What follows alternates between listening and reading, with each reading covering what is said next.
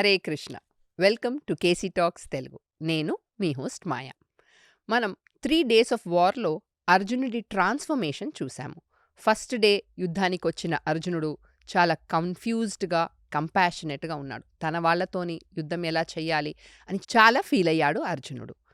కృష్ణుడు ముఖంతో గీతోపదేశాన్ని విన్నప్పటికీ ఇంకా తన ఫుల్ ఫామ్లో రాలేదు అర్జునుడు.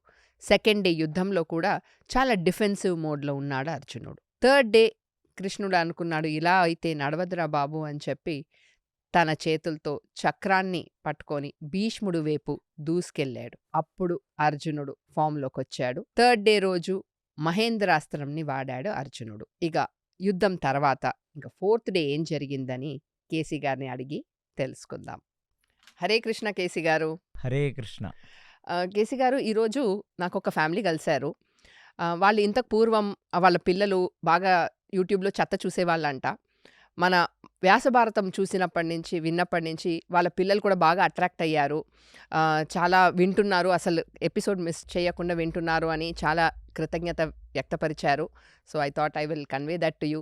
చాలా సంతోషం, మీరు వ్యాసభారతంని యాజ్ ఇట్ ఈస్గా చెప్తున్నారు. We are all very very happy and very grateful for that. Thank you so much అమ్మ. కానీ వ్యాస భారతంలో ఉన్న ప్రత్యేకత ఏంటంటే, వ్యాస స్క్రీన్ ప్లేని ఏ హాలీవుడ్ డైరెక్టర్ కాదు కదా, భూప్రపంచంలో ఎలాంటి ఆర్టిస్టిక్ ఫెలో కూడా బీట్ చేయలేడు. అంటే నాకు ఎందుకు ఇంత అబ్సెషన్ ఏర్పడిందంటే, ఈవెన్ వార్ ఎలిమెంట్స్ కూడా ఎవరెక్కడున్నారు, ఎవరు ఎన్ని బాణాలు వేశారో అంత డీటెయిల్డ్గా వ్యాస భారతం చెప్పినప్పుడు ఇంకా కొత్తగా డ్రామా వాళ్ళు, హరికథల వాళ్ళు, సినిమా వాళ్ళు వాళ్ళ సొంత పైత్యం ఉపయోగించకుండా వ్యాస భారతాన్ని యాజ్ ఇట్ ఈజ్గా సినిమాలు తీస్తే జనాలకి ఉపయోగపడుతుంది. ప్లస్ వ్యాసుడు కూడా దీన్ని ఒక పెక్యులియర్గా డిజైన్ చేయడానికి కారణం ఏంటంటే, కలియుగంలో ఉన్న ఒక మనిషి ఎంతవరకు అతను అర్థం చేసుకోగలడో, ఏది కలియుగంలో బ్రతుకుతున్న ఒక మనిషికి అవసరమో. ఎందుకంటే వ్యాసుడు ఇదంతా మహాభారతం తర్వాత డాక్యుమెంట్ చేశాడు జరిగిన తర్వాత. సో ఆయన కలియుగంలో ఉన్న మనుషులని ఉద్దేశించి డాక్యుమెంట్ చేశాడు ఆయన. సో ఇవాళ మీకు జరుగుతున్న ఈ రాజకీయం, diplomacy, so called hero worship ఇవన్నీ వస్తాయి కలియుగంలో. కాబట్టి మిమ్మల్ని మీరు ఎలా సంస్కరించుకోవాలి, మీరు ప్రపంచాన్ని ఏ దృష్టికోణంతో చూడాలనే ఒక ఉద్దేశాన్ని ఒక ప్రయత్నపూర్వకంగా వ్యాసుడు మహాభారతం చేశాడని మనం ఖచ్చితంగా చెప్పుకోవచ్చు. సో లాస్ట్ ఎపిసోడ్లో భీష్మ, కృష్ణ, అర్జున ఆ పార్ట్ వచ్చేసి హైలైట్గా ఉండింది. మాకు చాలా నచ్చింది. చాలామంది నాకు చెప్పడం ఏమంటే 4-5 టైమ్స్ చూసామండి, అసలు కళ్ళలో నీళ్ళు వచ్చేసాయి, చాలా బాగుండింది అని చెప్పారు. సో దాని తర్వాత అర్జునుడు మహేంద్రాస్త్రంని ఉపయోగించారు. ఆ రోజు రాత్రి ఏం జరిగింది? ప్రీణయామో వాసుదేవం.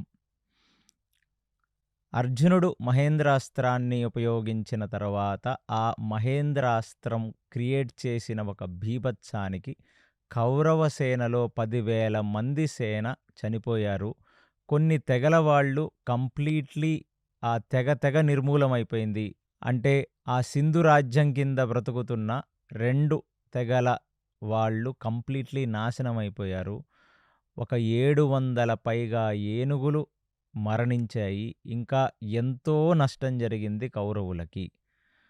మరి కృష్ణుడు రథం దిగి రథచక్రాన్ని తీసుకొని భీష్ముడు వైపుకు ప్రయత్నపూర్వకంగా భీష్ముడిని సంహరిస్తాను అనే ఒక ఆలోచన వస్తే అర్జునుడిలో చలనం కలిగింది.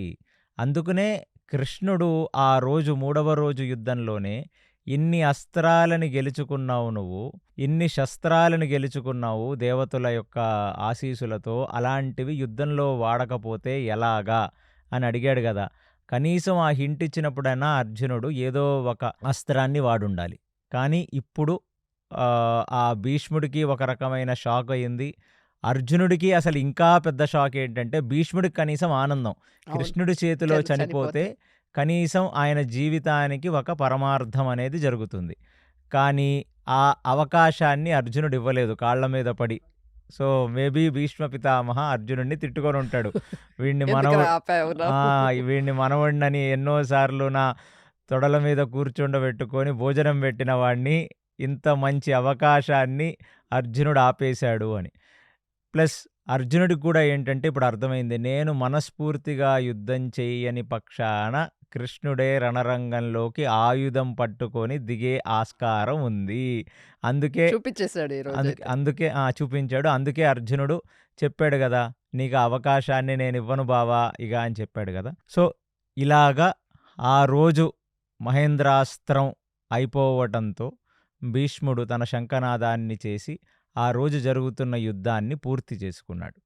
పూర్తి చేసుకున్న భీష్ముడు ఒక రకమైన షాక్‌లో ఉన్నాడు. ఆ షాక్ ఏమిటి అంటే, అది అర్జునుడు ఉపయోగించిన మహేంద్రాస్త్రం షాక్ ఏమీ కాదు. ఎందుకంటే భీష్మ పితామహ దగ్గరే ఎన్నో అస్త్రాలున్నాయి ఆ మాటికొస్తే.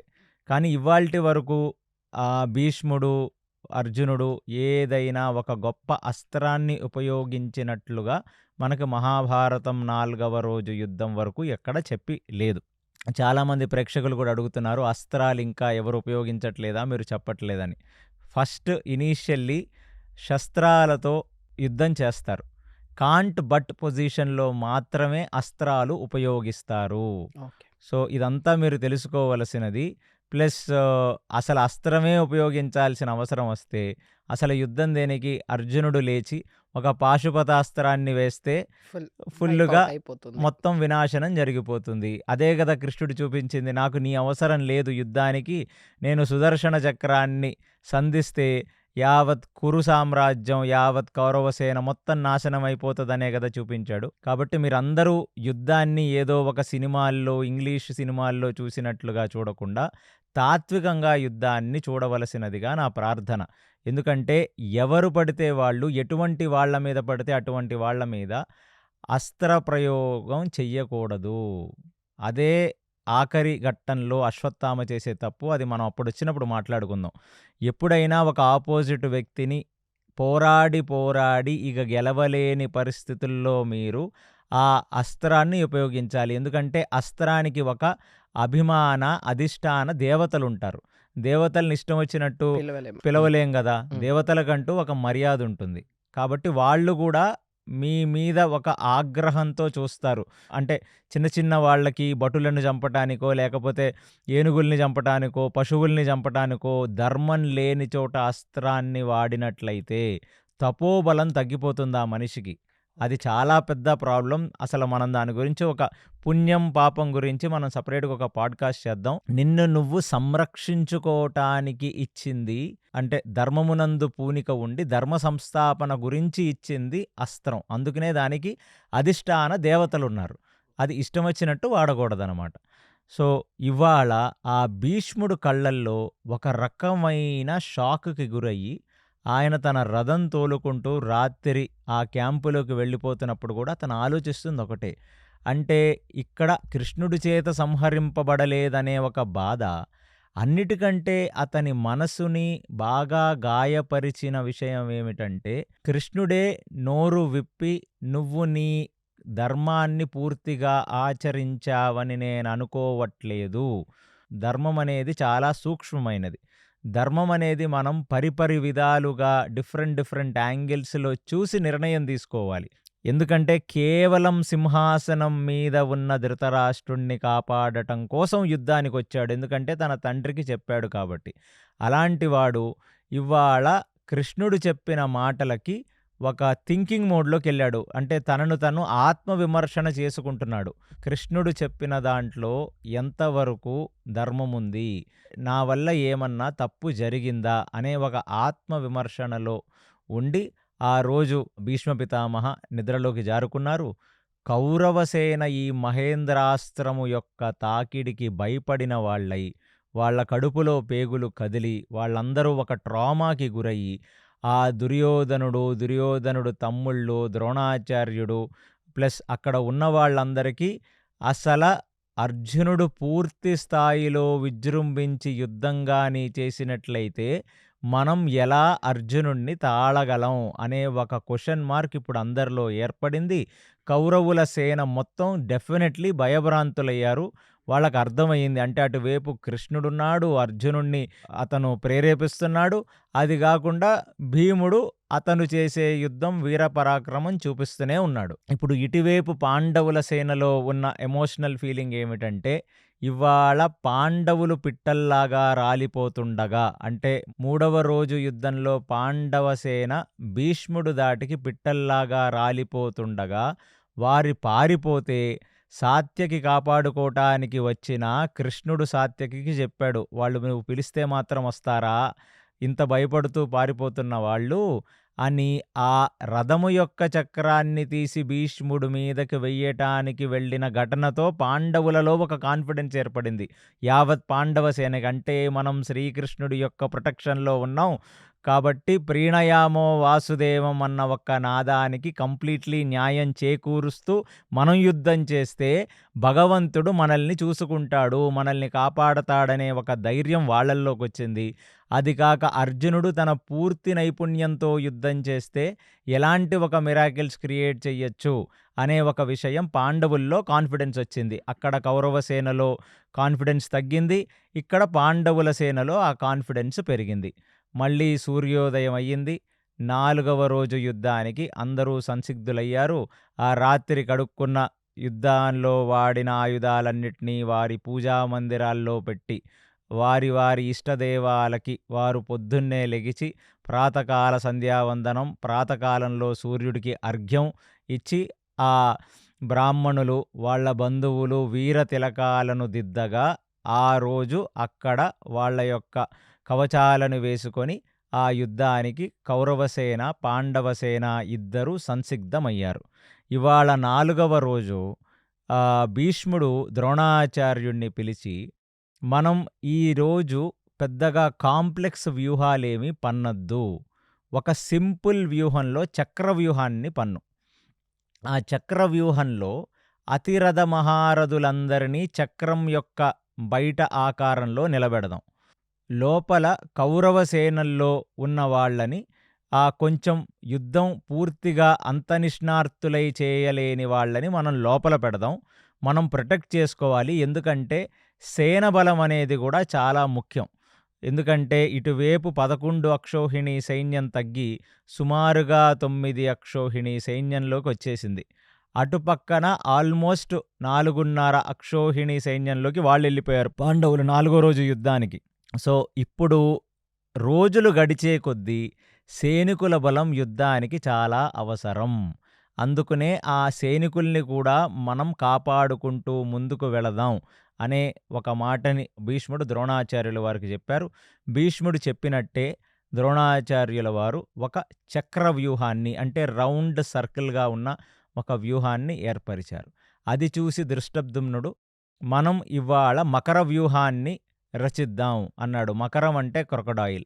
ముసలికి ఎలా అయితే ఒక తల, 4 కాళ్ళు, ఒక పెద్ద తోక, ఈ ఆకారంలో పాండవులు ఒక వ్యూహాన్ని రచించారు. అదే మకర వ్యూహం. ఇప్పుడు కౌరవుల వైపు భీష్ముడు మధ్యలో, అంటే ఆ చక్ర వ్యూహానికి స్టార్టింగ్లో భీష్ముడుంటే ఇవాళ భీష్ముడికి భయంకరమైన ప్రొటెక్షన్ కల్పించాడు దుర్యోధనుడు. ఎందుకంటే దుర్యోధనుడికి ఒకటి అర్థమైంది, ఎంటైర్ ఈ కౌరవ సేనలో ఎవరైనా శ్రీకృష్ణుడితో, ఎవరైనా అర్జునుడితో యుద్ధం చేసి నిలవగలరంటే అది కేవలం భీష్ముడు మాత్రమే. కాబట్టి భీష్ముడికి ప్రొటెక్షన్ ఇంకా పెంచవలసినది అని ఈసారి నేను మీకు ముందు చెప్పినట్టుగా భీష్ముడు యుద్ధం చేస్తున్నప్పుడు ఆయనకి ఒక ట్రయాంగిల్ ఆకారంలో 3 వైపులు భయంకరమైన గజదళాలు, ఒక అశ్వదళాలు అందరూ ప్రొటెక్షన్గా ఉంటారు కదా. ఇవాళ భీష్ముడికి, ద్రోణాచార్యుడిని, జయద్రథుడిని, బాహ్లీకుడిని, ఈ ముగ్గురిని భీష్ముడు పక్కనే ఉండి భీష్ముడు చేసే యుద్ధంలో ఆయన పక్కనే ఉండవలసినదిగా దుర్యోధనుడు కోరాడు. అలాగే ద్రోణాచార్యుల వారు భీష్ముడి యొక్క ఎడమవైపు, బాహ్లీకుడు, జయద్రథుడు భీష్ముడి యొక్క కుడివైపు నుంచి ఆ చక్ర వ్యూహం స్టార్టింగ్ పాయింట్లో వాళ్ళు నించొనున్నారు. ఇప్పుడు పాండవుల వైపు ఆ ముసలి నోరు ఆకారంలో ఇవాళ దృష్టద్యుమ్నుడు, ఆ దృష్టద్యుమ్నుడు పక్కన అభిమన్యు, వీళ్ళిద్దరూ అక్కడ నించున్నారు. సాత్యకి వాళ్ళ వెనకాల నించున్నాడు.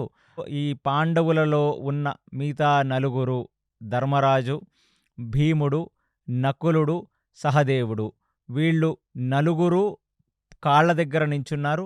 ఆ తోక భాగం మొత్తం గూడా అర్జునుడు పాండవ సేనలన్నిటినీ ప్రొటెక్ట్ చేసుకుంటూ అక్కడ నించున్నాడు. ఎందుకంటే ఇప్పుడు ఫస్ట్ ఆ చక్రవ్యూహాన్ని ముందు నుంచి భేదించాలి. ఒకవేళ ముందు నుంచి భీష్ముడు అటాక్ చేసినప్పుడు భేదించటం కుదరకపోతే ఏ సైడ్ నుంచన్నా భేదించొచ్చు. కాబట్టి ధృష్టద్యుమ్నుడు అభిమన్యుడితో అక్కడ నించున్నాడు. ఇమీడియట్లీ ఇంకా వ్యూహాలు 2 సంసిద్ధమయ్యాయి. వారి వారి యొక్క శంఖనాదాలు పూరించటం వాళ్ళు మొదలుపెట్టారు. భీష్మ పితామహుడు ఆయన శంఖనాదాన్ని పూరించాడు.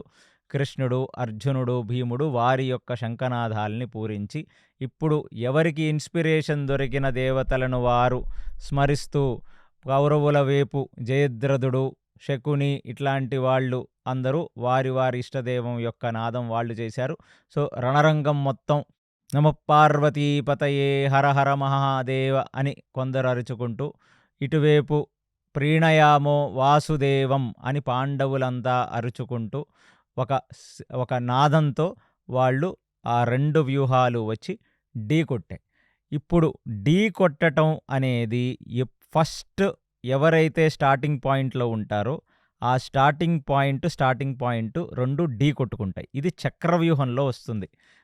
కౌరవుల సేన ధృష్టద్యుమ్నుడు, అభిమన్యుడు కలిసి ఫస్ట్ భీష్ముడు, ద్రోణుడు వైపు భయంకరమైన వానవృష్టి వాళ్ళు కురిపించారు. అలాగే భీష్ముడు, ద్రోణుడు, ఈ అభిమన్యుడు, సాత్యకి వైపు భీకరమైన వానవర్షాన్ని వాళ్ళు కురిపిస్తున్నారు. 2 వ్యూహాలు ఇప్పుడు ఢీకొట్టుకున్నాయి. ఏ వ్యూహంలోకి ఇంకొక వ్యూహం వెళ్ళలేకుండా ఆ పాయింట్లోనే ఆగిపోయి చాలాసేపు అభిమన్యుడు, ధృష్టద్యుమ్నుడు కలిసి ద్రోణాచార్య, బాహ్లీక, భీష్ములను వాళ్ళు అడ్డుకున్నారు అన్నట్టుగా మనకి 4th డే యుద్ధంలో చెప్తుంది. ఇప్పుడు భీష్ముడికి ఒకటి అర్థమైంది. ఏమిటంటే ఇది కేవలం మన చంద్రాకారం ఏర్పరిచింది వాళ్ళు మన దాంట్లోకి రాకుండా చూడటానికి. కాబట్టి ద్రోణుడు పక్కన ఉన్న జయద్రథుడు, ఆయన పక్కన ఉన్న బాహ్లీకుడు వీళ్ళు ఈ అభిమన్యుణ్ణి, ధృష్టద్యుమ్నుణ్ణి చూసుకుంటే చాలు. ఇప్పుడు నేను లోపలికి భేదించి ఆ మకర వ్యూహం లోపలికి వెళ్ళిపోతానని మళ్ళీ యథావిధిగా భేదిస్తూ ఆ మకర వ్యూహంలోకి చొచ్చుకుపోయి, ఎందుకంటే ఇద్దరే కలిసి ఆపలేరు కదా, వెళితే ఫస్ట్ భీష్ముడిని వెనకవైపు ఉన్న సాత్యకి అడ్డుకున్నాడు. అడ్డుకోగానే సాత్యకిని కొన్ని నిమిషాల్లో ఛేదించి ఆ మకర వ్యూహం లోపలికి భీష్ముడు చొచ్చుకెళ్ళిపోయాడు. సో ఇప్పుడు భీష్ముడు మకర వ్యూహం లోపలికి చొచ్చుకు వెళ్ళాడు.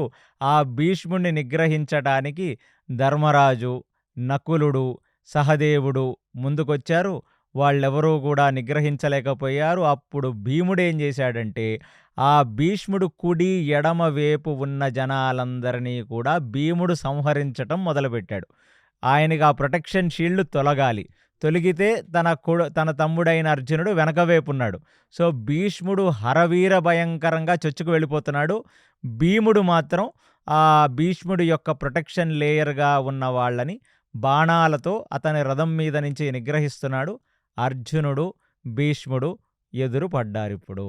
సో ఇప్పుడు ఆ మకర వ్యూహంలో ఉన్న వెనకవైపు ఆ అర్జునుడు, భీష్ముడు భీకరమైన యుద్ధం చేస్తున్నారు. ఇక వాళ్ళు ఆ యుద్ధం అనేది నేను మీకు ముందే చెప్పాను, ఒక టెస్ట్ మ్యాచ్ లాగా దీర్ఘకాలంగా భీష్ముడికి, అర్జునుడికి యుద్ధం జరుగుతూనే ఉంటుంది. ఇంకా అర్థమైపోయిందిగా భీముడికి, అర్జునుడు భీష్ముడిని ఎంగేజ్ చేస్తూ ఉన్నాడు. ఇక మనం వేరే వాళ్ళని చూసుకుందాం అని భీముడు ఆ రోజు అక్కడ ఉన్న మహారథులను, అతిరథులతో యుద్ధం చేయసాగాడు. ఇది ఇలా సాగుతుండగా అభిమన్యుడు, ఉపపాండవులు, ధృష్టద్యుమ్నుడు కలిసి అక్కడ ముందు ఉన్న ద్రోణాచార్యుడు కొడుకైన అశ్వత్థామ పక్కన ఉన్న శల్యుడు పక్కనున్న సైంధవుడు, ఈ నలుగురితో భీకర యుద్ధం చేస్తున్నారు. చేస్తూ అభిమన్యుడు చాలా పేట్రేగిపోయి శల్యుడిని భీకరంగా గాయపరిచి శల్యుడి రథాన్ని ఆల్మోస్ట్ విరగ్గొట్టే అంతలాగా యుద్ధం చేస్తున్నాడు.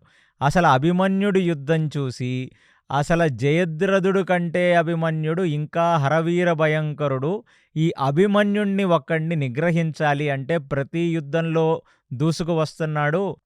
పిట్ట కొంచెం కూతగనం అన్నట్టుగా వయసులోనేమో 16 ఏళ్ళప్పుడే వచ్చిన వ్యక్తి. కానీ వీడు హరవీర భయంకరంగా యుద్ధం చేస్తున్నాడన్నది అశ్వత్థామ ద్రోణాచార్యులు గ్రహించారు. గ్రహించి ఎట్టి పరిస్థితుల్లోనూ అభిమన్యుణ్ణి మనం తొందరగా మట్టుపెట్టాలి. ఎట్టి పరిస్థితుల్లోనూ అభిమన్యుణ్ణి తొందరగా మనం నిగ్రహించకపోతే అభిమన్యుడు ఒక పెద్ద శిశింద్రి లాగా బాంబు చిన్నదైనా సౌండ్ ఎఫెక్ట్ చాలా గొప్పగా వస్తుందని అశ్వత్థామని అభిమన్యుణ్ణి నిగ్రహించవలసినదిగా కోరి శల్యుడు దృష్టద్యుమ్నుడు ఇంకా మామూలు యుద్ధం కాదది, భయంకరమైన యుద్ధం చేస్తూ ముందుకు సాగారు. ఇప్పుడు అశ్వత్థామ అభిమన్యుడు కలిసి చేస్తున్న యుద్ధంలో ఎవరు గెలుస్తారో ఎవరు ఓడతారో తెలియనట్టుగా ఆ యుద్ధం సాగుతూనే ఉంది. ఆ అభిమన్యుణ్ణి ఎవ్వరూ నిగ్రహించలేకపోతున్నారు. ఇక ఏదో ఒకటి చేసి అభిమన్యుణ్ణి సంహరించాలి అనే ఒక ప్లాన్తో అశ్వత్థామకి సపోర్టుగా ఇప్పుడు బాహ్లీకుడు మనవడైన భూరిశ్రవ, అతని యొక్క స్నేహితుడైన సంయముని, అతని యొక్క స్నేహితుడైన చిత్రసేన. సంయముని, చిత్రసేనుడు వీళ్ళిద్దరెవరంటే వీళ్ళు బాహ్లీకుడు రాజ్యానికి చాలా దగ్గరగా ఉన్న ఒక సామంతరాజులు, చాలా నేర్పు కలిగిన వాళ్ళు. ఎప్పుడైతే అశ్వత్థామకి అభిమన్యుణ్ణి నిగ్రహించటానికి హెల్ప్ చేద్దామని ఈ భూరిశ్రవ వచ్చాడో వాళ్లతో పాటు సంయముని, చిత్రసేన కూడా చేరారు. వీళ్ళందరూ కలిసి కూడా అభిమన్యుణ్ణి కొన్ని గంటల పాటు యుద్ధం చేసినా నిగ్రహించలేకపోవటం చూసి దుర్యోధనుడు త్రిగర్త సామ్రాజ్యానికి చెందిన సుశర్మని, తర్వాత ఇక దృష్టద్యుమ్నుడితో యుద్ధం చేస్తున్న శల్యుడిని, ఆ తర్వాత అక్కడికి కేకేయ రాజులని కూడా అక్కడికి వెళ్ళవలసినది అని దుర్యోధనుడు ఆదేశించాడు.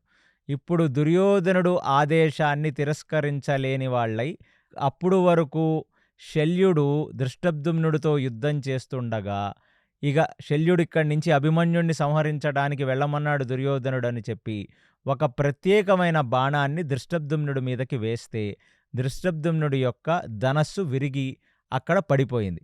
పడిపోగానే అతను ఇంకొక ధనస్సు తీసి శల్యుడి మీదకి యుద్ధం చేసే తరుణంలో అక్కడి నుంచి శల్యుడు ఎస్కేప్ అయి, అంటే అక్కడి నుంచి వెళ్ళి అభిమన్యుడిని సంహరించడం మొదలుపెట్టారు. ఇప్పుడు ఒకడే అభిమన్యుడు. ఆ అభిమన్యుడు ఎక్కడికంటే ముందు ఉన్నారు కాబట్టి వాళ్ళు చెచ్చుకుంటూ ఆ చక్రవ్యూహం లోపలికి వెళ్ళిపోయారు దృష్టద్యుమ్నుడు, అభిమన్యుడు. ఆ అభిమన్యుడు మీరందరూ ఊహించుకోండి, అశ్వత్థామ, ద్రోణాచార్యుడు కొడుకైన అశ్వత్థామ, ఈ త్రిగర్త సామ్రాజ్యానికి చెందిన సుశర్మ, ఇతనుతోనే దక్షిణ గోగ్రహణంలో విరాటరాజు యుద్ధానికి వెళ్ళింది. సో అలాంటి సుశర్మ, కేకేయ రాజు, శల్యుడు, భూరిశ్రవ ఇంతమంది కలిసి ఆ అభిమన్యుణ్ణి నిగ్రహిస్తున్నారు. అభిమన్యుడితో యుద్ధం చేస్తున్నారు. అభిమన్యుడిని చుట్టుముట్టేశారు. అభిమన్యుడు మాత్రం రథం మధ్యలో ఉండి అన్ని వేపులకి బాణాలేస్తున్నాడు. అసలు ఇలాంటి ఒక కొడుకుని చూసి అర్జునుడు ఆ రోజు చాలా గర్వపడ్డాడు. ఎందుకంటే అర్జునుడు ధనంజయుడు, అర్జునుడు సవ్యసాచి. 2 చేతులతో బాణాలేయగలిగిన అర్జునుడు ఎలాంటి హరవీర భయంకరమైన యుద్ధం చేయగలడో శత్రు సైన్యం మొత్తం అలా రౌండ్ సర్కిల్ వేసి అభిమన్యుడిని యుద్ధం చేస్తున్నా అభిమన్యుడు విపరీతమైన బాణవర్షం కురిపిస్తున్నాడు. వాళ్ళని నిగ్రహించగలుగుతున్నాడు ఇంతమందిని. అది చూసిన దృష్టద్యుమ్నుడు ఇప్పుడు శల్యుడు కూడా వెళ్ళి అభిమన్యుడితో యుద్ధం చేస్తున్నాడు. అక్కడ ఫోర్స్ పెరిగింది కాబట్టి ఆ అభిమన్యుడికి ఏమైనా జరగచ్చనే ఒక దీనితో తన రథాన్ని మళ్ళీ భేదించి, అంటే వీళ్ళు సర్కిల్గా పెట్టారు కదా, ఆ సర్కిల్గా పెట్టిన వాళ్ళని భేదించి అభిమన్యుడికి హెల్ప్గా దృష్టద్యుమ్నుడు కూడా ఆ లోపలికి వెళ్ళాడు. ఇప్పుడు దృష్టద్యుమ్నుడు, అభిమన్యుడు ఇద్దరూ ఆ సర్కిల్ మధ్యలో ఉన్నారు. ఈ చుట్టుపక్కల మొత్తం వీళ్ళంతా కలిసి అన్ని డైరెక్షన్స్లో ముందు నుంచి, పక్క నుంచి, ఇటుపక్క నుంచి, వెనక నుంచి బాణాలేస్తున్నారు. ముందు వాళ్ళని అభిమన్యుడు నిగ్రహించగలుగుతున్నాడు, వెనక వాళ్ళని ఆహ్, ధృష్టద్యుమ్నుడు నిగ్రహించగలుగుతున్నాడు. ఆ సీను మీరు ఊహించుకోండి. ఇలాంటి ఒక యుద్ధం సుమారుగా కొన్ని గంటల పాటు నడిచింది. అప్పుడు ఎప్పుడైతే కొంచెం అభిమన్యుడు, ధృష్టద్యుమ్నుడు ఎనర్జీస్ లో అయ్యి, ఆ చుట్టుముట్టిన వీళ్ళందరినీ నిగ్రహించలేని పరిస్థితుల్లోకి ఎప్పుడైతే జారుకుంటున్నారో, వాళ్లకు హెల్ప్‌గా ఇప్పుడు భీముడు తన యొక్క ఒక రథాన్ని తీసుకొని అటువైపు పరిగెడుతూ భేదిస్తూ వాళ్ళకి హెల్ప్ చేయడానికి భీముడొస్తున్నాడు. ఎప్పుడైతే భీముడు వాళ్లకు హెల్ప్ చేద్దామని తన రథం మీద దూసుకుంటూ ఈ సర్కిల్ ఆకారంలో ఫామ్ చేసి వీళ్ళతో యుద్ధం చేస్తున్న వాళ్ళ మీదకి వస్తున్నాడని గమనించిన దుర్యోధనుడు భీముణ్ణి నిగ్రహించవలసినదిగా మగధ రాజ్యంలో ఉన్న 10,000 ఏనుగులని మగధ రాజుని భీముడిని ఇప్పుడు ఎట్టి పరిస్థితుల్లో మన వైపు ఉన్నవాళ్ళు అందరూ పెద్ద పెద్ద వాళ్ళు చచ్చిపోతున్నారు, పాండవుల వైపు వాళ్ళు ఒక పెద్ద వికెట్ పడాల్సిందే, అది ఎవరిదైనా కావచ్చు, అది ధృష్టద్యుమ్నుడిది కావచ్చు, అభిమన్యుడిది కావచ్చు అని వాళ్ళు అందరూ కలిసి ధృష్టద్యుమ్నుడిని అభిమన్యుడిని టార్గెట్ చేసి యుద్ధం చేస్తుంటే భీముడు దూరితే ఇప్పుడు ఇక్కడ రచ్చరచ్చ అయిపోతుందని చెప్పి 10,000 ఏనుగులని ఆ భీముడు వైపుకు నిగ్రహించవలసినదిగా మగధ రాజ్యుని పంపుతున్నాడు ఇప్పుడు దుర్యోధనుడు. ఆ మగధ రాజ్యం నుంచి వస్తున్న 10,000 ఏనుగులేమో కుడివైపు నుంచి వస్తున్నాయి భీముడికి, ఎడమవైపేమో ఆ ఆ సర్కిల్ ఆకారం లోపల ధృష్టద్యుమ్నుడు అభిమన్యుణ్ణి మొత్తం ద్రోణాచార్యుడి కొడుకు ఆ శల్యుడు, భూరిశ్రవ, త్రిగర్ధ సామ్రాజ్య సుశర్మ, కేకేయ రాజులందరూ కలిసి వాళ్ళని యుద్ధం చేస్తున్నారు. ఇప్పుడు భీముడికి అది ఒక పజిల్ లాంటిది. మగధ సామ్రాజ్యం వాళ్ళు మన వైపుకు వచ్చే లోపల నేను వెళ్ళి ఇక్కడ వీళ్ళు సరౌండ్ చేసిన దాన్ని నేను భేదించాలి అని ఒక్కసారిగా రథాన్ని వాళ్ళ వైపుకు తీసుకొని వెళ్ళి ఆ భీముడికి ఇప్పుడు సాత్యకి వెనకవైపు నుంచి తోడైతే వీళ్ళిద్దరూ ఆ చక్రాన్ని భేదించటానికి విపరీతమైన బాణాలు సాత్యకి వేస్తుంటే కిందకు దూకి రథాలని తన యొక్క గదతో కొట్టి కొన్ని వందల రథాలను అక్కడ విరగ్గొట్టి ఆ రథాల్ని అతను గదతో కొడితే రథాల యొక్క చక్రాలు విరిగిపోయి రథాలు కింద పడతాయి కదా, ఒక దారిని క్రియేట్ చేసి అతను లోపలికి వెళితే ఇప్పుడు ధృష్టద్యుమ్నుడు అభిమన్యుడు కలిసి బాణాలు వేస్తుంటే సాత్యకి ఆ చక్రం బయట నుంచి వీళ్ళ మీదకి శల్యుడి మీదకి వీళ్ళ మీదకి బాణాలు వేస్తున్నాడు. ఇక సాత్యకి తోడయ్యాడు, నేను ఈ చక్రాన్ని కూడా భేదించాను, వాళ్ళు లోపల లేరు, ఇప్పుడు వాళ్ళంతా విడిపోయారు, ఆ చక్రం విడిపోయింది, చుట్టుముట్టిన వాళ్ళందరూ విడిపోయారు. ఇప్పుడు సాత్యకి, అభిమన్యుడు, ధృష్టద్యుమ్నుడు ముగ్గురు కలిసి ఇంతమంది రాజుల్ని ఈజీగా నిగ్రహిస్తున్నారన్న సంగతి తెలుసుకొని ఆ సాత్యకి ఒక్కసారి థమ్సప్ ఇచ్చి ఇప్పుడు ఎవరైతే మగధ సామ్రాజ్యంలో 10,000 ఏనుగులతో అతని వైపుకు దూసుకు వస్తున్నారో ఆ మగధ సామ్రాజ్యం 10,000 ఏనుగుల వైపుకి భీముడు ఒక సింహగర్జన చేస్తూ తన యొక్క రథాన్ని భీకరంగా పోనిస్తూ ఆ ఏనుగుల గుంపులోకి అతను గర్జన చేస్తూ రథం ముందుకొస్తుంటే ఏనుగులే కొంచెం దద్దరిల్లాయి, కొంచెం భయపడ్డాయి, ఏనుగులు దారిచ్చాయి అన్నట్టుగా మనకి వ్యాసభారతం చెప్తుంది. ఇక ఈ ఏనుగులని సంహరించాలంటే ఈ రథం మీద నించొని దూరంగా బాణాలేసి ఏనుగులని సంహరించలేం.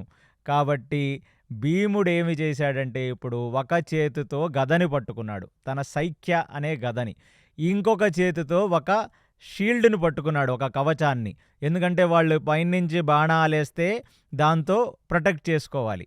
కుడి చేత్తో గద పట్టుకున్నాడు, రణరంగంలోకి దూకాడు ఇప్పుడు రథం లేకుండా. ఒక చేత్తో షీల్డ్ పట్టుకొని కుడి చేత్తో గదని పట్టుకొని దొరికిన ఏనుగు తొండాన్ని లాగి ఏనుగు తొండాన్ని కొట్టి ఏనుగు యొక్క కడుపులని కొట్టి ఏనుగు కాళ్ళని కొడితే ఆ ఏనుగులు కాళ్ళు విరిగి కింద పడితే అప్పుడు ఆ పైన ఏనుగు మీద కూర్చున్న వాడి తల గదతో పగలగొడుతున్నాడు. అంటే అది మామూలు యుద్ధం కాదు భీముడు చేసేది, హరివీర భయంకర యుద్ధం అది. ఒకడే వ్యక్తి ఇన్ని వందల ఏనుగుల సైన్యాన్ని, ఇంతమంది మనుషులని నిగ్రహించిన వైనం మనకి మహాభారతంలో ఇంకొకటి కనపడదు.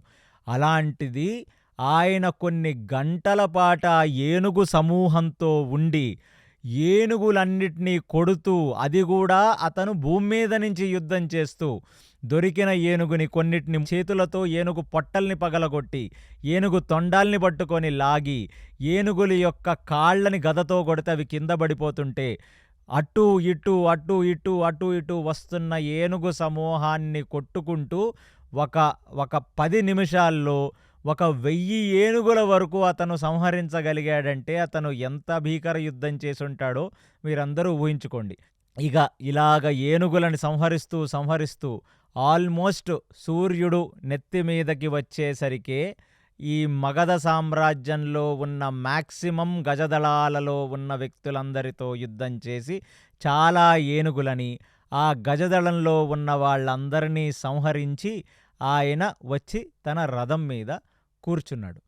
అసలు ఈ యుద్ధాన్ని తన బైనాకులర్స్‌తో లేదా దూరం నుంచి చూసిన దుర్యోధనుడికి అర్థం కానిదేమిటంటే, అసల భీముడిని నిగ్రహించడం కుదురుతుందా? ఎలాగో భీష్ముడు అర్జునుడితో అక్కడ యుద్ధం చేస్తున్నాడు. ఒక టెస్ట్ మ్యాచ్ లాగా నడుస్తూనే ఉంటది ఆ యుద్ధం. సో, కొందరు భీష్ముడి వైపు నుంచి యుద్ధం చేస్తారు. ఆ ద్రోణాచార్యుడు కూడా ఇవాళున్నాడు. అర్జునుడిని చూసుకుంటాడు. ఈ భీముణ్ణి మనం ఎంత ప్రయత్నించినా, అంటే ఇతకు ముందు మా మామగారైన కళింగరాజుని, దాని తర్వాత ఈ ఏకలవ్యుడు నిషధ రాజ్యాల్ని పంపిస్తే వాళ్ళు నిగ్రహించలేకపోయారు. 10,000 గజదళంతో వెళ్ళిన ఇక ఈ మగధరాజు కూడా నిగ్రహించకపోతే, మొత్తం అందరూ కలిసి భీముడి మీద ఫోకస్ చేస్తేనే యుద్ధం గెలుస్తామో లేదో అని ఒక కంక్లూజన్‌కి అతనొస్తున్నాడు.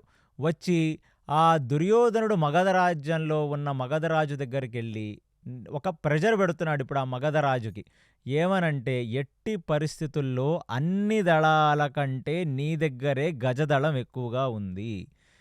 ఎంత నష్టం జరిగినా పర్వాలేదు, మొత్తం ఏనుగు సేనని, నీ మగధ సామ్రాజ్యంలో ఉన్న రాజులని, సేనాధిపతులని, అశ్వదళాలని, గుర్రాలని, ఆ గుర్రాలు నడిపే రథదళాలనన్నిటినీ తీసుకొని నువ్వు భీముడు మీదకు పడి యుద్ధం చేయవలసినది. అంటే మిట్ట మధ్యాహ్నం 12 దాటేసరికే ఎన్నో వందల ఏనుగులని భీముడు సంహరించగా, ఇక ముందుకి భయంకరమైన గజదళాలు, అశ్వదళాలు, దాని తర్వాత రథాల మీద వస్తున్న వాళ్ళు కూడా రావటం మొదలుపెట్టారు. ఇక మగధ రాజ్యకి ఇదొక ఛాలెంజ్. వాళ్ళు ఎట్టి పరిస్థితుల్లో మనం భీముణ్ణి నిగ్రహించాలి.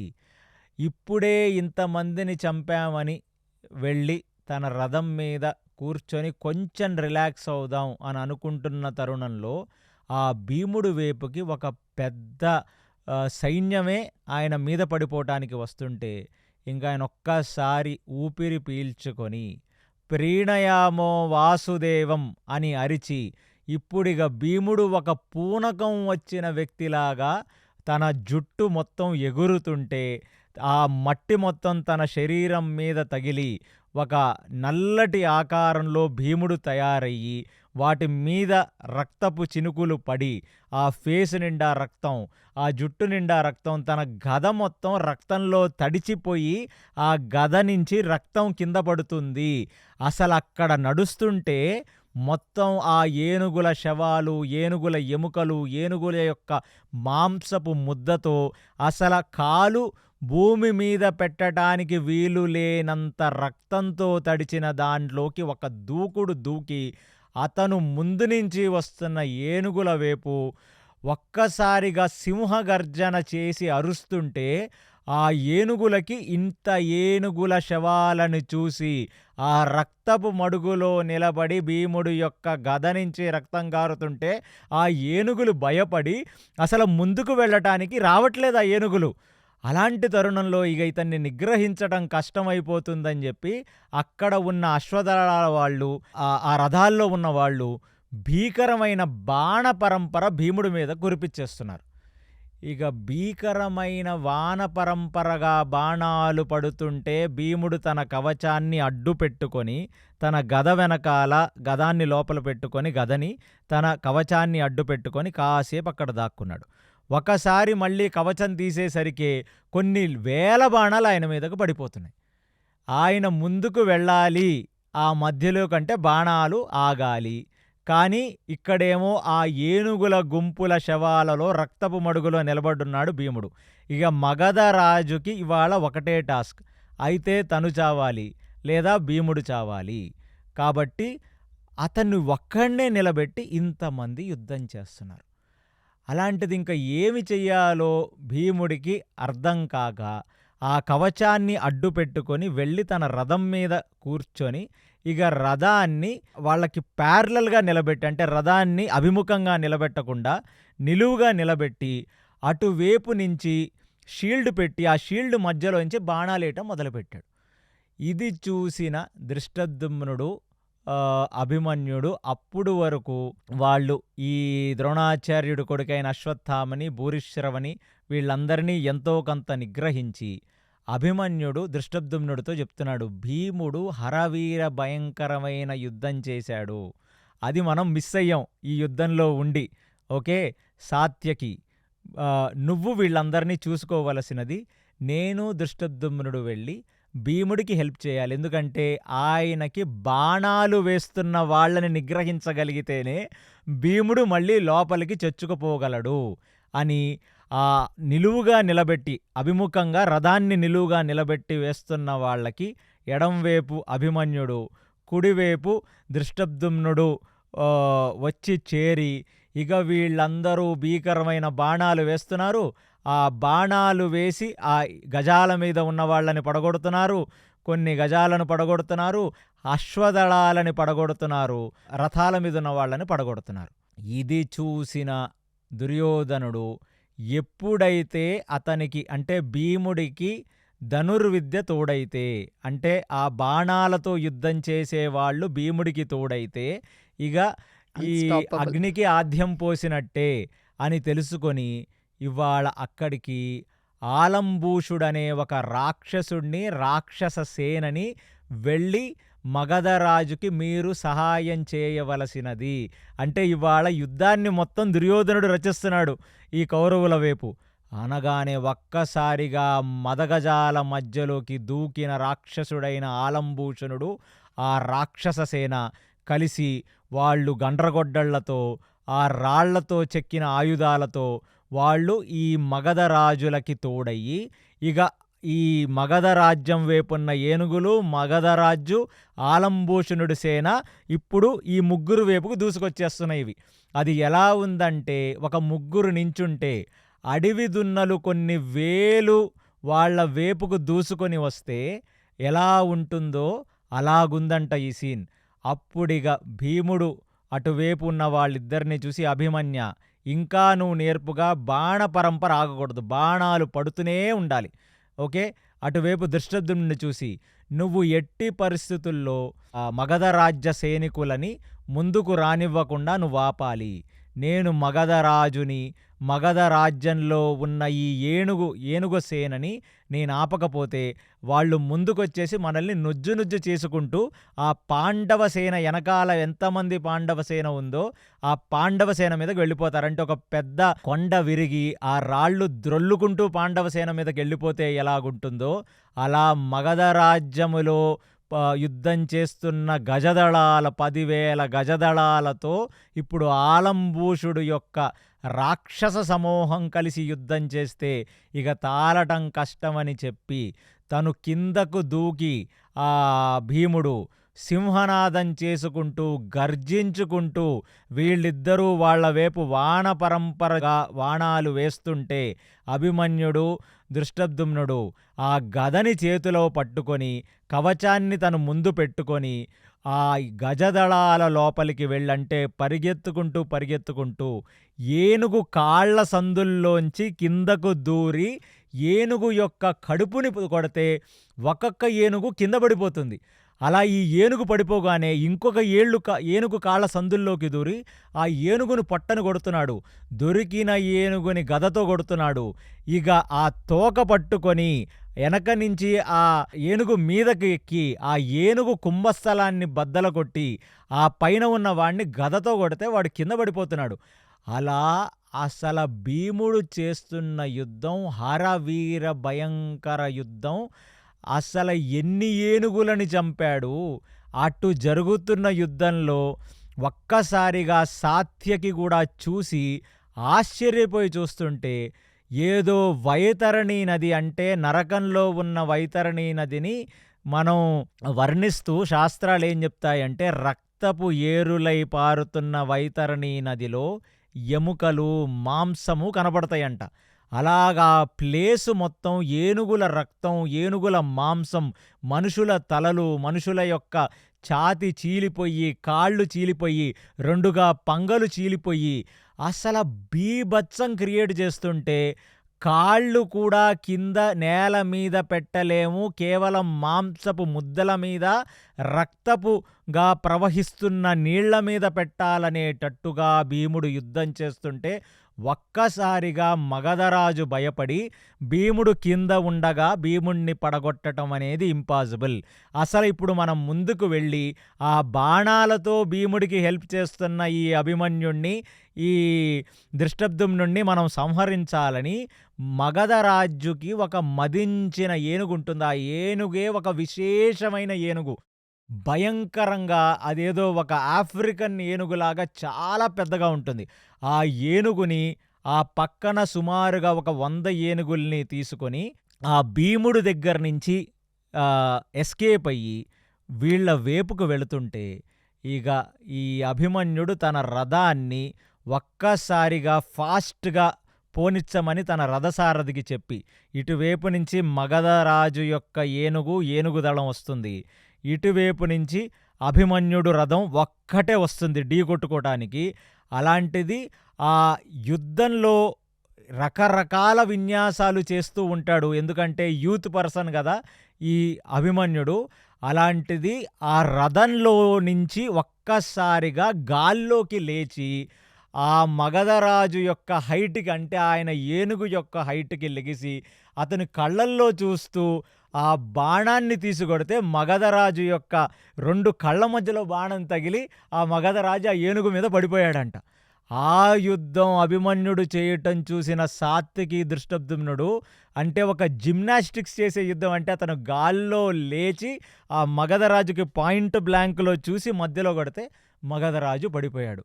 మగధరాజు పడిపోవటం అనేది ఇంకా అసలు అది తట్టుకోలేని విషయం అయిపోయి ఇవాళ ఎట్టి పరిస్థితుల్లో నేను భీముడి చావు చూడాల్సిందే, భీముడిని నిగ్రహించాల్సిందే అని ఇప్పుడు ఈ రణరంగంలోకి దుర్యోధనుడు యొక్క 99 మంది తమ్ముళ్ళు ఇక దిగుదాం అని చెప్పి ఆయన అటువైపు వస్తున్న వాళ్ళందరినీ కూడా కౌరవుల తమ్ముళ్ళందరినీ కూడా మీరు ఎవరెవరితో యుద్ధం చేస్తున్నారో అన్నీ ఆపేసి నాకు కుడి ఎడమగా మీరు 99 మంది తమ్ముళ్ళు నించుండగా నేను ఇప్పుడు ఈ రథంలో భీముడి వైపుకి నేను దూసుకుంటూ వెళ్ళాలి అని ఆదేశించాడు. అప్పటికి భీముడు మగధరాజు చనిపోవటంతో ఆ మగధరాజ్యంలో ఉన్న ఏనుగుల కళేబరాల మధ్యన ఏదో ఒక కలువ పువ్వు ఒక సరస్సులో మధ్యలో ఒకటే కలువ పువ్వు ఉంటే ఎలా ఉంటుందో అలా వర్ణిస్తున్నారు ఆయన యొక్క ఆ మాంసపు ముద్దల మధ్యలో ఆ రక్తపు ఏర్లుగా ప్రవహిస్తున్న వైతరణీ నదిలాగా కనబడుతున్న ఆ రక్త సమూహం మధ్యలో భీముడు ఒక్కడే తన గద పట్టుకొని నిలబడితే ఇప్పుడు మగధరాజ్యం పడిపోవటంతో మగధరాజ్యంలో ఉన్న సైనికులు ఆ అశ్వదళాలు ఆ గజదళాలన్నీ కూడా భయపడి వెళ్ళిపోయారు. అసలు ఏనుగులైతే ఇన్ని ఏనుగులు చనిపోవడం చూసి అవసలు ముందుకు రావటానికి సిద్ధం అవ్వట్లేదు. ఇప్పుడు కేవలం ఒక్కడే భీముడు ఆ బ్యాటిల్లో నించున్నాడు. మొత్తం ఇటుపక్కన అటుపక్కన రక్తం, భీముడి యొక్క పాదాలే రక్తంతో తడిచిపోయిన రేంజ్కి రక్తం ఉందంటే భూమిలో ఇంకకపోగా ఒక ప్రవాహంలాగా రక్తం పారుతుంటే ఇక ముందు చూడగానే దుర్యోధనుడు దుర్యోధనుడు ఎడంవైపు తమ్ముళ్ళు, కుడివైపు తమ్ముళ్ళు, కొన్ని లక్షల సేన ఆ దుర్యోధనుడిని ప్రొటెక్ట్ చేసుకుంటూ వస్తుంటే ఇప్పుడు ఆ కవచాన్ని అడ్డం పెట్టుకున్నవాడై ఆ భీముడు ఆ రక్తపు మడుగులో పరిగెత్తుకుంటూ తన యొక్క రథం మీదకి ఎక్కడానికి వెళుతున్నాడు. ఇప్పుడు వరకు చేసిందే ఒక భీకర యుద్ధం. ఒక మనిషి ఇంతమందిని నిగ్రహించి, ఇన్ని వందల ఏనుగులని సంహరించి, కింద అంటే రథం మీద కాకుండా భూమి మీద యుద్ధం చేస్తూ, అతను ఆ ఏనుగుల యొక్క కాళ్ళ సందుల్లోకి వెళుతూ అలా చేసినవాడు అలిసినవాడై, ఒక్కసారిగా తన యొక్క సైఖ్య అనే గదని ఆ రథం మీద పెట్టి, ఒక నిమిషం కూర్చొని ఊపిరి పీల్చుకుందాం అనే ఒక పరిస్థితిలో ఉంటే దృష్టద్యుమ్నుడు, సాత్యకి, అభిమన్యుడు ముగ్గురు కూడా భీముణ్ణి చూసి అసలు ఎంతగానో గర్వపడి కొన్ని నిమిషాల పాటు అతను సేద తీరితే మళ్ళీ ఫామ్లోకి వస్తాడు. మనం దుర్యోధనుడి యొక్క తమ్ముళ్ళని మనం నిగ్రహిద్దాం అని సాత్యకి, అభిమన్యుడు, దృష్టద్యుమ్నుడు ముందుకు వెళుతున్న ఈ రథాలు. కానీ దుర్యోధనుడు మాత్రం ఆ భీముడు రథం వైపే ఫోకస్ చేసుకుంటూ కొన్ని వందల బాణాలు భీముడి వైపుకు వేస్తున్నాడు. భీముడి వైపుకు వేస్తుంటే భీముడు కూర్చొని తన యొక్క షీల్డ్ని అడ్డం పెట్టుకొని కాసేపు సేద తీరుతున్నాడు. అంటే మీరు పరిగెత్తితే మీకు ఎలాగ రొంపు వస్తుందో, మీకు ఎలాగైతే ఆయాసం వస్తుందో అలాంటి పరిస్థితుల్లో ఆ రోజు భీముడున్నాడు అంత హరవీర భయంకర యుద్ధం చేసి ఉంటే, ఆ టైములో ఎప్పుడైతే ఒక కవచాన్ని అతను తీశాడో, ఒక బాణం వేద్దామని, ఈ గ్యాపులో దుర్యోధనుడు ఒక 5 బాణాలని భీముడిని సూటిగా చూసి వేస్తే అవి భీముడు యొక్క వక్షస్థలం మీద తగిలి, ఆ భీముడు వక్షస్థలం మీద ఉన్న ఆ కవచం ఒక్కసారిగా విరిగినదై భీముడు వెనక్కి పడిపోయి 2 నిమిషాల పాటు భీముడు లెగలేకపోయాడు. అది చూసిన అభిమన్యుడు, సాత్యకి ఆశ్చర్యపోయారంటే భీముడు ఆల్మోస్ట్ మూర్ఛపోయినట్టుగా కింద కూర్చుండిపోయాడు ఆ బాణాలు తగిలి అని ఒక్క నిమిషం వాళ్ళిద్దరూ చూసి ఆశ్చర్యపోయారు. ఎందుకంటే భీముడు జనరల్లీ అలిసిపోయినట్టుగా, భీముణ్ణి ఒకడు నిగ్రహించినట్టుగా మనకు యావత్ మహాభారతంలో చాలా తక్కువ సన్నివేశాలు. అందులో మొదటి సన్నివేశం ఇది. ఆపోజిట్ డైరెక్షన్లో చూస్తే సాత్యకి, దృష్టద్యుమ్నుడు, అభిమన్యుడు కలిసి 99 మంది కౌరవుల తమ్ముళ్ళని నిగ్రహించగలుగుతున్నారు. దుర్యోధనుడు వెనకాల 1,00,000కు పైగా సైన్యం ఉంది. ఆ దుర్యోధనుడు సైన్యంలో ఆలంబూషుడు రాక్షసుడు, రాక్షస సేన భీకరమైన గండ్రగొడ్డలిసురుతున్నారు, రాళ్ళిసురుతున్నారు. ఇది భీముడికి ఒక్కసారిగా కొంచెం మసకగా అలిసిపోయిన భీముడికి ఇదంతా కనబడుతుంది. ఇక తను అనుకుంటున్నాడు, ఇంకా నేను కొన్ని క్షణాల్లో లేచి వెళ్ళి మళ్ళీ యుద్ధరంగంలోకి దూకి మళ్ళీ వీళ్ళందరినీ కూడా నేను సంహరించాలి అని అనుకుంటున్న తరుణంలో తన తండ్రి ఒక్కసారిగా 5 బాణాలు ఛాతి మీద తగిలి కింద పడ్డాడనే సంగతి చూసిన ఘటోత్కచుడికి ఇప్పుడు పిచ్చి లేచింది. ఇక అవతల వైపు ఆలంబూషణుడి సైన్యం కౌరవుల వైపు యుద్ధం చేస్తుంది. వీళ్ళందరూ కూడా ఆ బాణాలు వేసే వాళ్ళని సాత్యకి, దృష్టద్యుమ్నుడు, అభిమన్యుడు నిగ్రహించగలుగుతారు. కాబట్టి నా తండ్రికి నేను అవసరం అనే సంగతి తెలుసుకొని అసలు ఆ తండ్రి ఇక లేచి నించుందాం, ఇక కౌరవుల వైపు, అటువైపు నుంచి ఆపోజిట్ వైపు ఈ దుర్యోధనుడు యొక్క రథం పరిగెత్తుకుంటూ వస్తుంది. డైరెక్ట్గా ఏదో ఆకాశం మీద నుంచి పెద్ద పిడుగు పడ్డట్టుగా ఆ భీముడికి, ఆ దుర్యోధనుడికి మధ్యన ఘటోత్కచుడు దూకాడు. ఇప్పటి నుంచి ఈ కథకి ఒక పెద్ద ట్విస్ట్.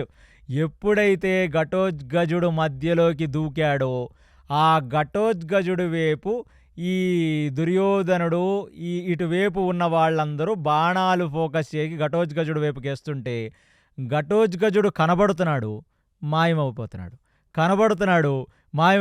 ఒక నిమిషం ఇక్కడ ఉన్నాడన్నట్టుగా ఉంది. అటువైపు మనం బాణాలేసి కొడుతుంటే అటు ఉండట్లేదు, మళ్ళీ ఇటువైపు ఉంటున్నాడు.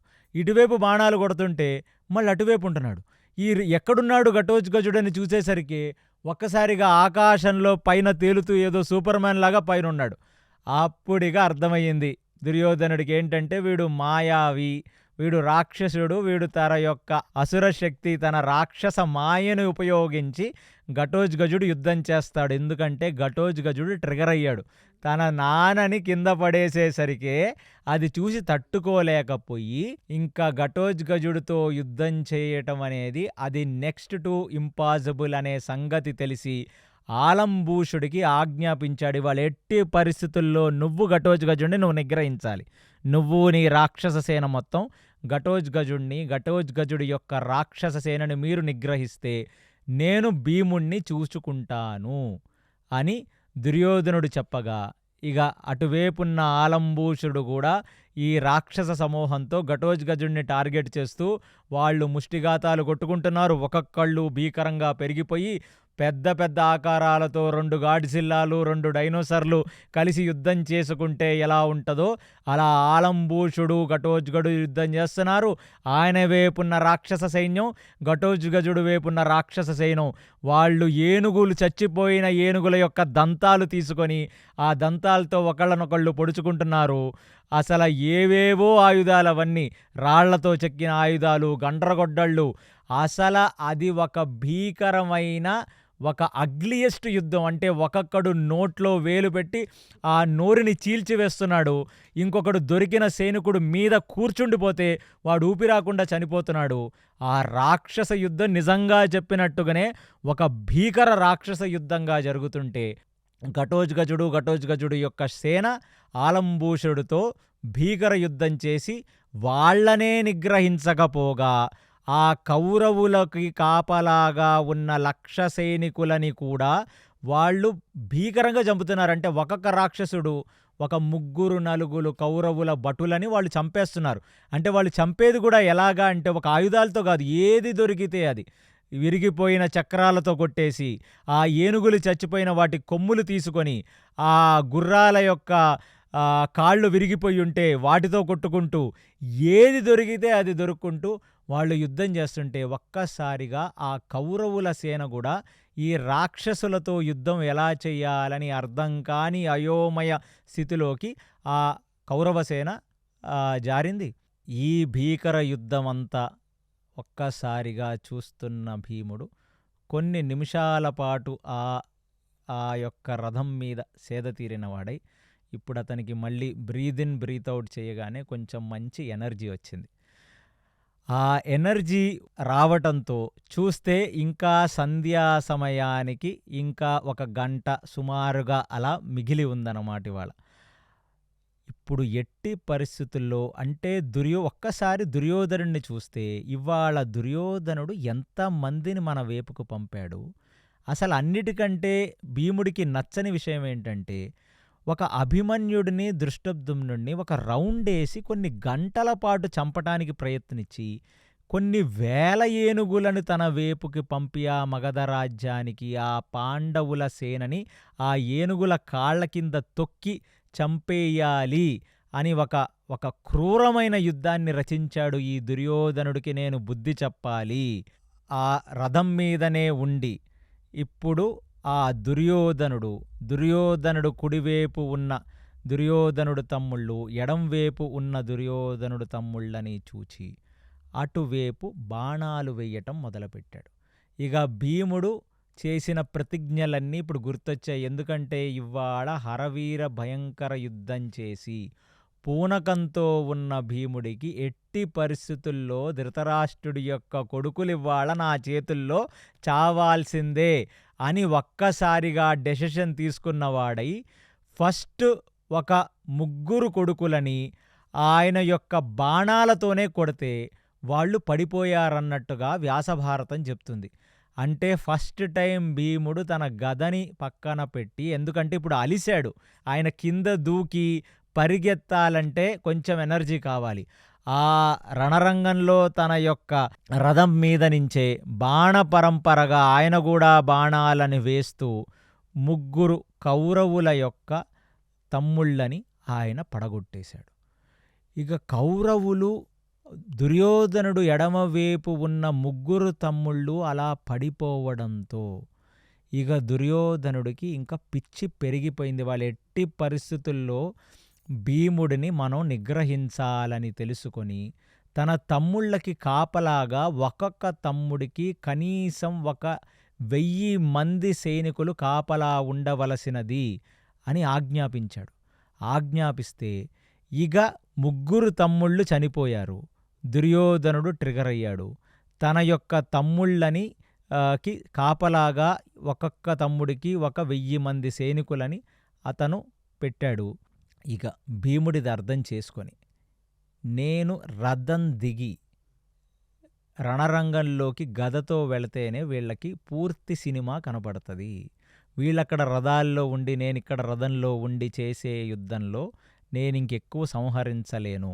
అందులోనూ ఈ దుర్యోధనుడు ఇప్పుడే 5 బాణాలని ఛాతిలో కొట్టి ఎంతో కొంత నేను అలిసిపోయేలాగా చేశాడు. కాబట్టి నాకు హెల్ప్గా సాత్యకి, అభిమన్యుడు ఉండవలసినది, మిగతా వాళ్ళని నిగ్రహించవలసినదనగానే అక్కడికి సాత్యకి ఎడంవైపు, ఇప్పుడు అభిమన్యుడు కుడివైపుకొచ్చి నించొని ఆ దుర్యోధనుడు వైపు, దుర్యోధనుడు తమ్ముళ్ళ వైపు బాణ పరంపర కురిపిస్తుండగా ఈ బాణాల మధ్యలోకి దూకి తన కవచాన్ని అడ్డం పెట్టుకొని తన యొక్క గదని తీసుకొని దుర్యోధనుడు వైపుకెళ్ళిన వాడై ఆ దుర్యోధనుడు తమ్ముళ్ళ ఒక్కొక్క రథాన్ని దాని చక్రాన్ని విరగకొట్టి ఆ కింద పడిపోతున్న తమ్ముణ్ణి దుర్యోధనుడిని చూచుకుంటూ తన ముష్టిఘాతాలతో మొకానికేసి కొడుతుంటే ఆ దుర్యోధనుడు నిగ్రహించలేని వాడై, ఎందుకంటే సాత్యకి బాణాలు పడిపోతున్నాయి, ఇటువైపు నుంచి అభిమన్యుడు బాణాలు పడిపోతున్నాయి,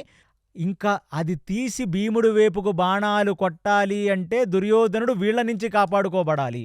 అతనికి అర్థం కాకపోతే మళ్ళీ పూనకం వచ్చిన వాడై ఒక 10-15 నిమిషాల్లో మొత్తం కలిపి ఇంకొక 21 కొడుకులని ఒక్కొక్కడి తలబగలగొట్టి, ఒక్కొక్కడ కడుపులో కొట్టి, ఒక్కొక్కడి నోరు పగలగొట్టి, ఒక్కొక్కడి కాళ్ళు విరగగొట్టి హరవీర భయంకర యుద్ధం చేసి 24 మంది టోటల్గా, ఇందాక 3, ఇప్పుడు 21 మంది, 24 మంది ధృతరాష్ట్రుడు కొడుకులని భీముడు చంపుతుండగా ఏమీ చెయ్యలేక చూస్తూ నిలబడిపోయిన దుర్యోధనుడికి మెంటల్లీ ట్రిగర్ అయ్యి తనకేం గుర్తొస్తుందంటే, చిన్నప్పుడు భీముడు లావుగా ఉన్నాడని ఆట పట్టిస్తూ ఈ 100 మంది పిల్లలు కలిసి భీముడిని అక్కడ నొక్కి ఇక్కడ నొక్కి భీముడిని హేళన చేస్తే భీముడు ఇటువైపు కొందరు 50 మందిని, ఇటువైపు 40 మందిని పెట్టుకొని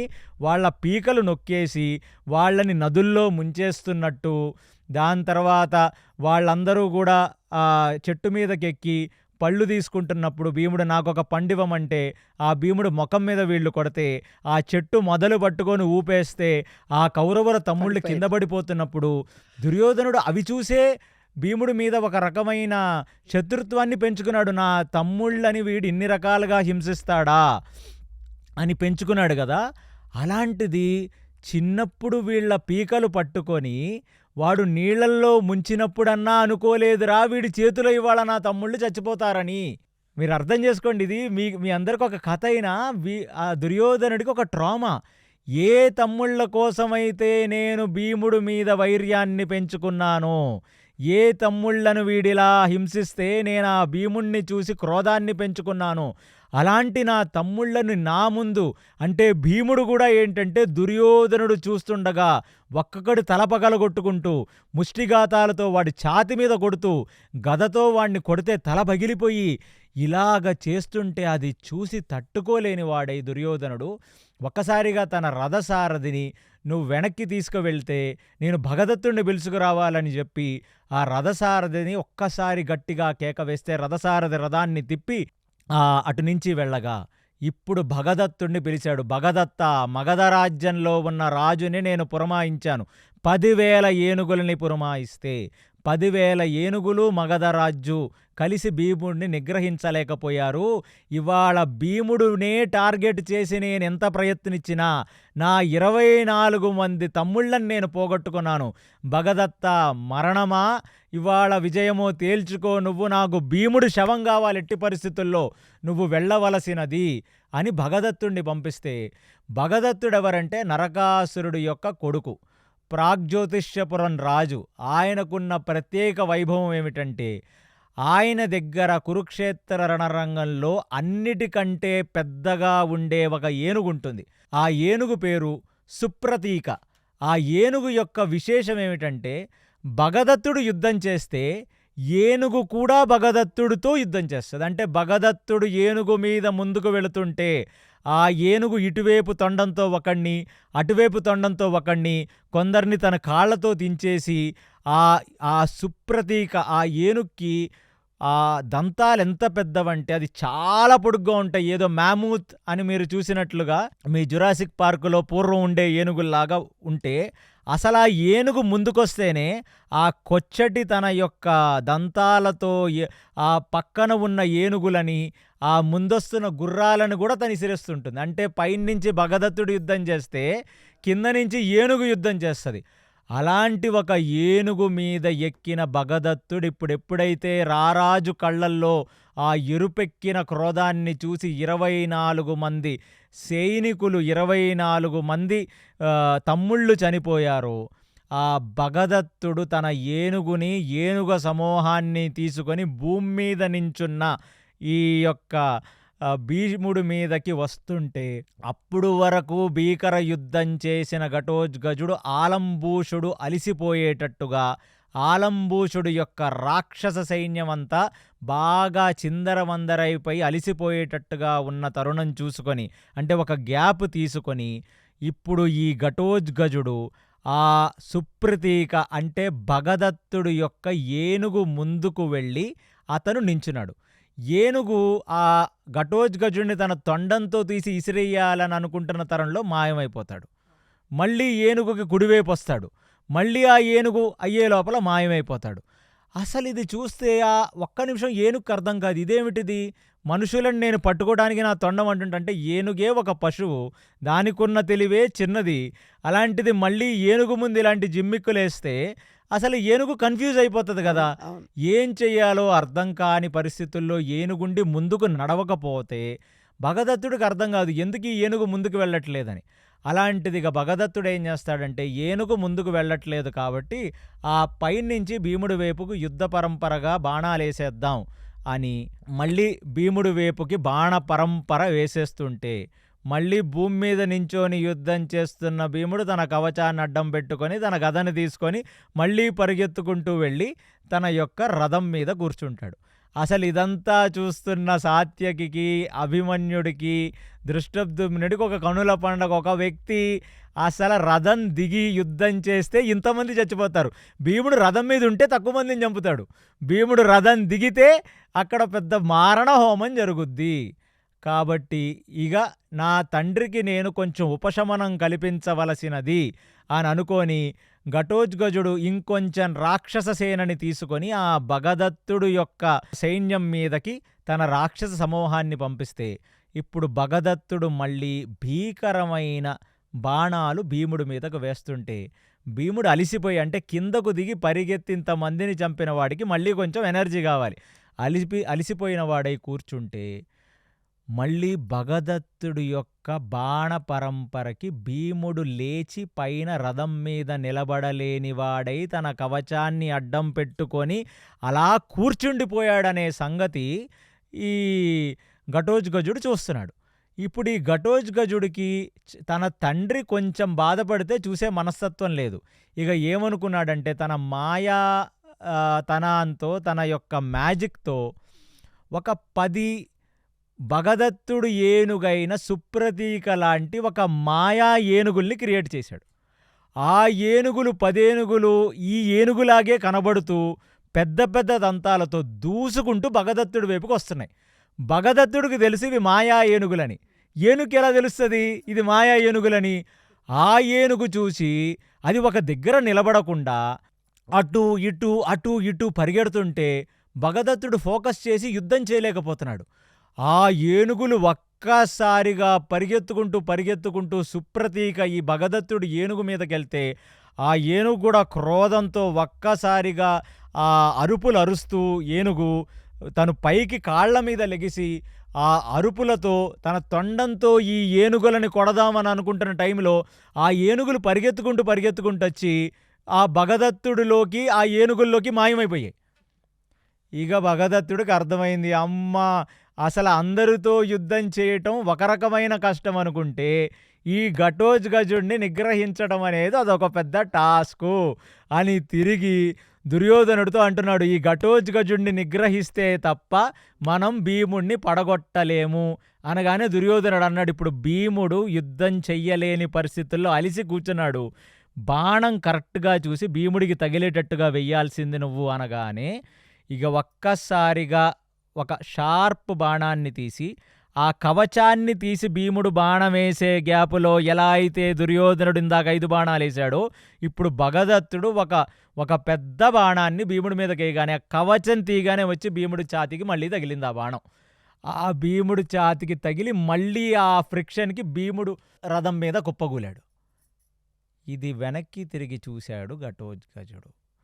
ఇక ఘటోత్కచుడిగ ఆ రోజు రెండవసారి ఎప్పుడైతే భీముడు రథం మీద పడ్డాడు మళ్ళీ అని తెలుసుకున్నాడో, క్రోధంగా దుర్యోధనుడి వైపు, భగదత్తుడి వైపు, ఆ సుప్రతీక వైపు, అతను అంటే ఆ ఏనుగు వైపు కోపంగా ఇక ఫస్ట్ పరిగెత్తుకుంటూ వెళ్ళి ఆ ఏనుగు తొండంలోకి దూరి, ఆ తొండం మొత్తం కూడా లోపల అంటే తలుచుకుంటే భయంకరంగా పెద్దవాడైపోతాడు లేదా చిన్నవాడైపోతాడు తన యొక్క రాక్షస మాయతో ఆ ఏనుగుని ఇరిటేట్ చేసి, దాని తర్వాత కనపడాడు కదా, ఆ మాయతో వెళ్ళి ఏనుగు కుంభస్థలాన్ని కొట్టి ఆ ఏనుగుల కాళ్ళని నుజ్జు చేసి, అసలు ఆ ఏనుగుకేమో కనపడట్లేదు ఇతను ఏం చేస్తున్నాడనేది. ఏనుగు వైల్డ్ అయిపోయి ఇక ఏనుగు తట్టుకోలేక ఆ యుద్ధ రణరంగంలో ముందు ఉన్న భీమసేనుణ్ణి, ఈ ఘటోత్కచుడి యొక్క రాక్షస సమూహాన్ని మరిచిపోయి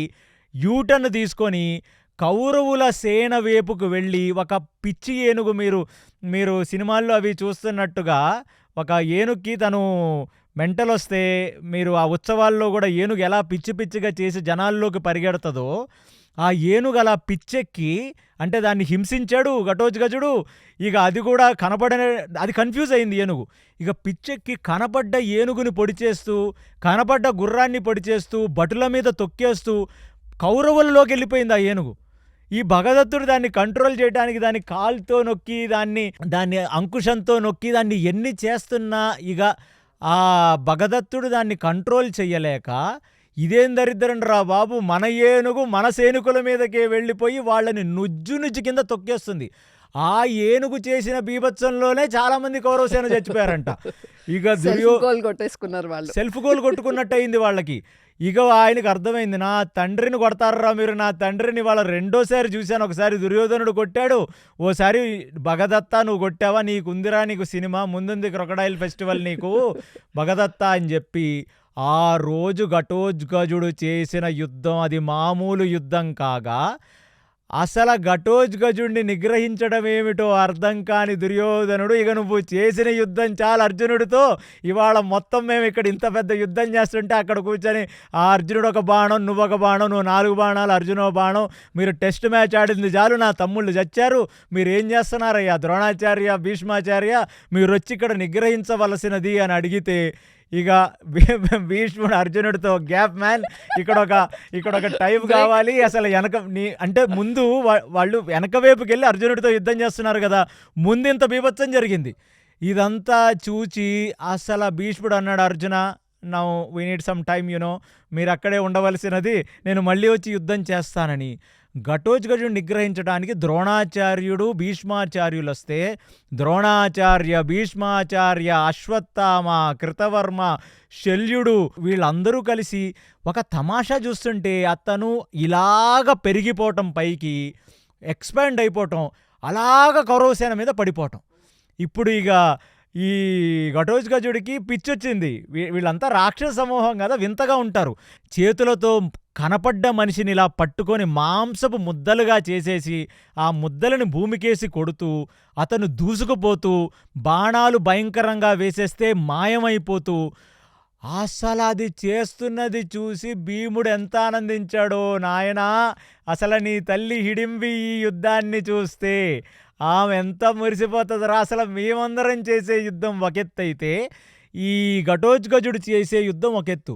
అది గమనించిన భీష్ముడిగా ఏమన్నాడంటే, అసల సూర్యాస్తమయానికి ఇంకా కొన్ని నిమిషాలు మాత్రమే మిగిలున్నాయి.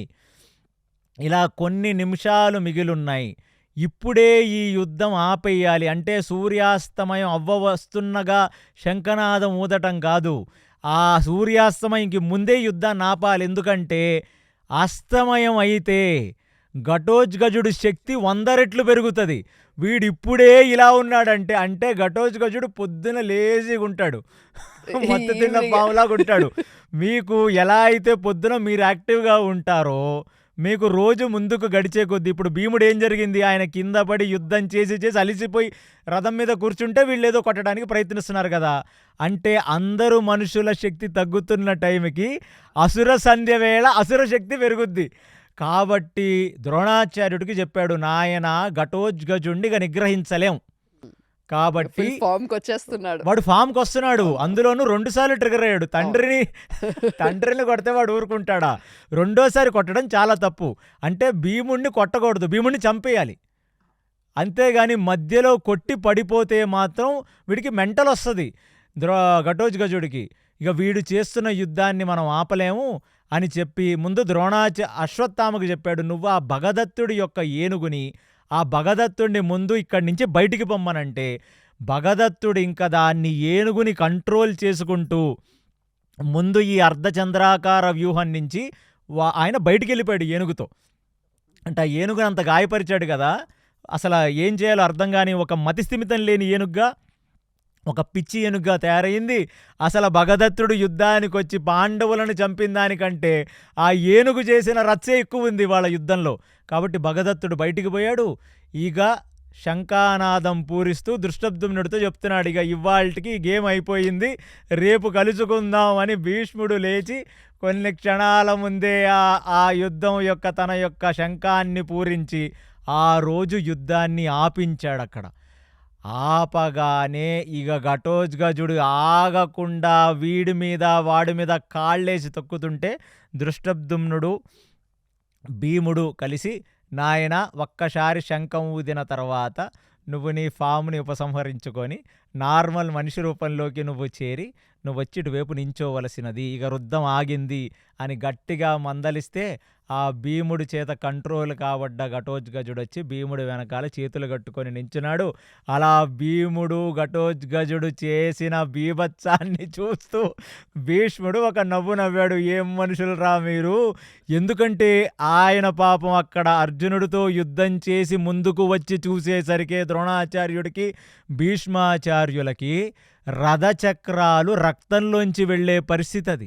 అంటే అంతమంది మగధ సామ్రాజ్యపు ఏనుగులు, అంతమంది మనుషులు రాక్షస యుద్ధం చేసి ఒక వైతరిణి నదే ప్రవహిస్తుంది ఆ రోజు. అంటే సూర్యుడు కూడా ఇంకలేకపోయాడు ఆ నది.